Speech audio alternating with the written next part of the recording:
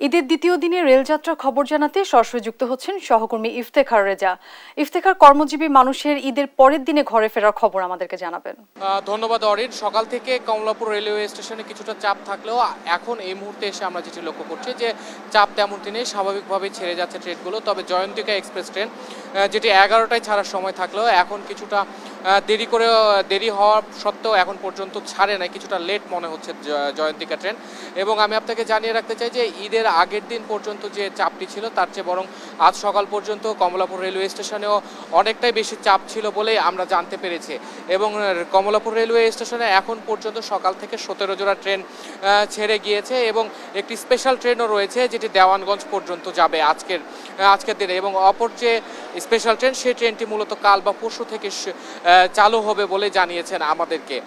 তো আমরা এই নির্বিঘ্ন ঈদ যাত্রার মধ্যেও একটি অভিযোগ পেয়েছি। একজন রেল যাত্রী আমাদেরকে জানিয়েছেন যে টিকিট করতে গিয়ে তাকে বেশি ভাড়া গুনতে হবে বলে জানিয়েছে রেল কর্তৃপক্ষ বা টিকিট কাউন্টার থেকে। আমরা তার সাথে সরাসরি কথা বলবো, তার অভিজ্ঞতা আমরা তার কাছে জানতে চাইবো যে আপনি যে টিকিট করতে গিয়েছিলেন ব্রাহ্মণবাড়িয়ার, আপনাকে কি বলা হয়েছে এবং কি হয়েছিল বিষয়টি? আমি প্রথমত টিকিট বলছি যে ম্যাম টিকিট আছে, টিকিট দেওয়া যাবে? টিকিট আছে 300 টাকা লাগবে। হ্যাঁ, আর যদি আপনি 150 টাকার টিকিট নিতে চান তাহলে 50 টাকা বাড়ায়া গেটে যান, 200 টাকা দিলে টিকিট দিবে।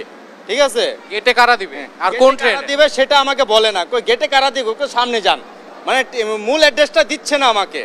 হ্যাঁ, আরো মানুষকে এভাবেই বলতেছে, মানে হয়রানি করতেছে ওনারা, বুঝছেন? আপনি টিকিট দিবেন না, টিকিট দেবো 300 টাকা দিলে হ্যাঁ আপনার কম্পিউটার থেকে টিকিট বের হবে, বুঝছেন? আসল ভাড়া কত? আসল ভাড়া 145 টাকা, সে জায়গায় 5 টাকা বেশি নেন। হ্যাঁ, 150 টাকা। ঠিক আছে, 150 টাকার টিকিট ওনারা 200 টাকা বানাইছে। ওনার কাছ থেকে নিতে হলে 300 টাকা দিতে হবে। 300 টাকা দিলে টিকিট বের করে দিবে, 300 টাকা না দিলে টিকিট বের করে দিবে না।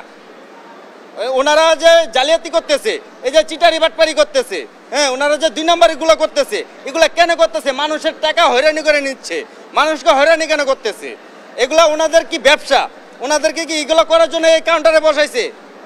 মানুষের জনগণ টাকা ইনকাম করে, পারিশ্রমিক নিজের দেহ মানে কষ্ট করে, হ্যাঁ, কষ্ট করে। আচ্ছা, আপনার কাছে আরেকটা বিষয় যে আপনি পরে কি টিকিট পেয়েছেন আর কোন ট্রেনের টিকিট কাটতে চেয়েছেন? আমি জয়ন্তিকার টিকিট কাটতে চাইছি। হ্যাঁ, ওনারা 300 টাকার টিকিট চাইছে, 300 টাকা দিলে টিকিট বের করে দিবে, তাছাড়া বের করে দিবে না। আমি এই কথা বলাতে আমাকে বলে ভদ্রভাবে কথা বলেন। আমি অভদ্রভাবে কি বলছি? আমি তো অভদ্রভাবে কোনো কিছু বলি, আমি যেটা লিগ্যাল সেটা বলছি। আপনারা লিগ্যালভাবে আসেন। আচ্ছা, কত নাম্বার কাউন্টারে গিয়েছিলেন আপনি? কত নম্বরে কাউন্টারে? যে জয়ন্তিকার এখন বর্তমান যে কাউন্টারে টিকিট দিচ্ছে, আমি কাউন্টার নাম্বার ফলো করি নাই। ঠিক আছে, কাউন্টার নাম্বার ফলো করি নাই।